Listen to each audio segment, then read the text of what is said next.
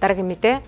Сонгон хархаан дүүргийн нэгдсэн эмнэлгийн хуучин амбулаторийн байранд энэ сарын 9-ний өдрийн 10 цагаас 19 цаг 30 минут хүртэл нийтдээ 9 цагийн турш цахилгаан тасарснаас үүдэж эмчилгээ үйлчилгээ доголдож иргэд үйлчлүүлэгчдийн амнаас болоод эрүүл мэндэд эрсдэлтэй нөхцөл байдал үүсжээ.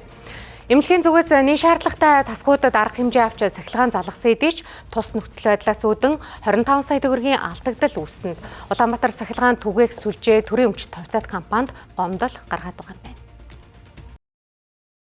Улаанбаатар цахилгаан түгээх сүлжээ төрийн өмчит товцоод компаниас 2025 онд түгээх сүлжээний шугам тоноглолт хийх төлөвлөгөөт засварын ажлыг энэ оны 3 дугаар сарын 7-ны өдрөөс 9 дугаар сарын 30-ны өдрийг дуустал хийхээр төлөвлөж гүйцэтгэл үргэлжилж байгаамаа. За энэ дагуу өнгөрсөн Баасан гарагт хаалттай дид станц 582-т засвар хийх үеэр Сонгон хархаан дүүргийн нэгдсэн эмнэлгийн цахилгаан тасарсан байгаамаа. За үүнээс үүдэж хуучин амбулаторийн хэвтэ эмчлүүлэх тасгуудад 28 наснд хүрэгч 40 хүүхэд эмчлүүлж байгаагаас хавдар хөнгөвчлөлийн хүчил төрөгчийн аппараттай маш хүнд 3 хүн аппарат унтарснаас эрүүл мэндэд ноцтой байдал үүсэж тоног төхөөрөмжийн эдлэгийн ашиглалтад сөргөөр нөлөөлөх эрсдэл үүссэн болохыг эмнэлгийн зүгээс учирлаж байна. Манай эмнэлэг бол уг старталаа санхүүж ажилладаг. Тэгэхээр энэ олон хүмүүсийн үзлэг хамгийн багадаа л одоо 25 сая төгрөгийн орлогын алдагдал. Түүнээс гадна хамгийн гол асуудал бол энэ өвчтний эмнэлгийн тусламж тасралтгүй байдал алдагдчих. Өвчтний эрүүл мэнд бол настай байдал үүсэж байгаа.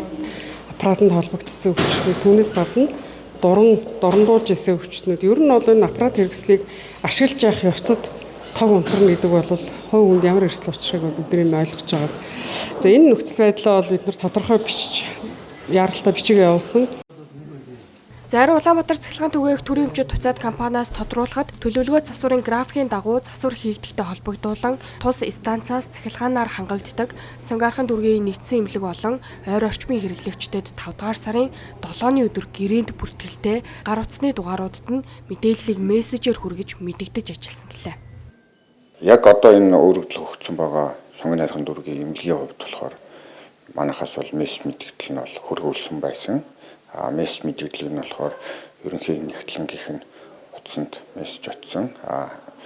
Тэр мессеж мэдээлэлээ цаашаа цахилгааныхаа улсуудад цааш нь дамжуулаагүй энэ асуудал үүссэн байна. Сонгон хархаан дүүргийн шишиг эмнэлэг буюу шинэ эмнэлэг маань болохоор тухайн өдөр бол цахилгаан хэмжээнд нь бол ямар нэгэн тасрал цаатал гараагүй.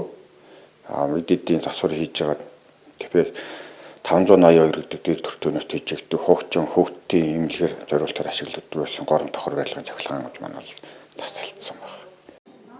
За бүхэлдэн нэг эмнэлгийн цахилгааны асуудлыг зөвхөн нэг дугаарт мессеж илгээснээр мэдэгдсэн гэж үзэх нь өрөөсгөл.